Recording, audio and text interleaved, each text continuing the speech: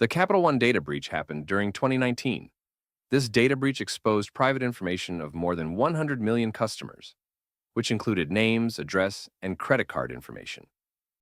Basically, what happened is a former employee of Amazon Web Services exploited a vulnerability in the application web firewall. The incident caused data loss and reputational damage. Me and my group discussed what and which tactics were used during the attack, and we think that in the Capital One data breach there were many tactics and techniques were used. But we picked initial access, exploit public-facing application, and discovery, system service discovery. Initial access, exploit public-facing application. Firstly, in the Capital One data breach, the attacker was already aware of the Amazon Web Services, since they were formal employees, and were able to locate the valuable resources and exploit the application vulnerability.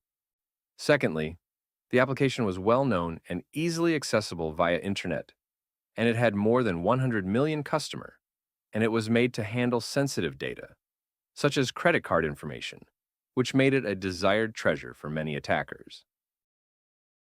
Lastly, the attackers used server-side request forgery, SSRF.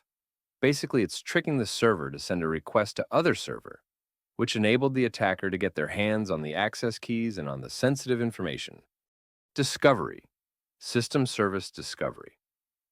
Firstly, system service discovery can be known as data targeting and identifying vulnerabilities, which means attackers can identify and target the exact data they want to exploit by their values.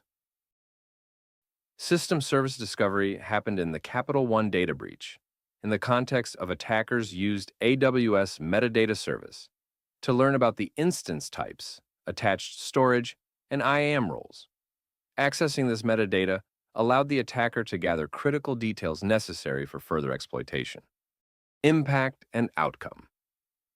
The data breach of Capital One unfortunately led to a tremendous loss of data, with confidential details of over 100 million customers getting leaked. The company suffered tremendous reputational harm, legal problems, and large financial losses thanks to the breach. Capital One would subsequently claim that the issue had been spotted and measures to control the breach had been implemented, along with fixing the holes in the systems and improving the overall security measures. To conclude, the Capital One data breach was a well-coordinated assault utilizing two key strategies: initial access via a breach of a public-facing application and discovery using the mediation services of AWS. As a result, the attacker was able to access sensitive customer information, which was then stolen and distributed for unauthorized purposes. This breach demonstrates the need for protecting geographic boundaries of public-facing applications, awareness of cloud-based demographics, and the provision of access restrictors and surveillance to avert similar breaches in the years to come.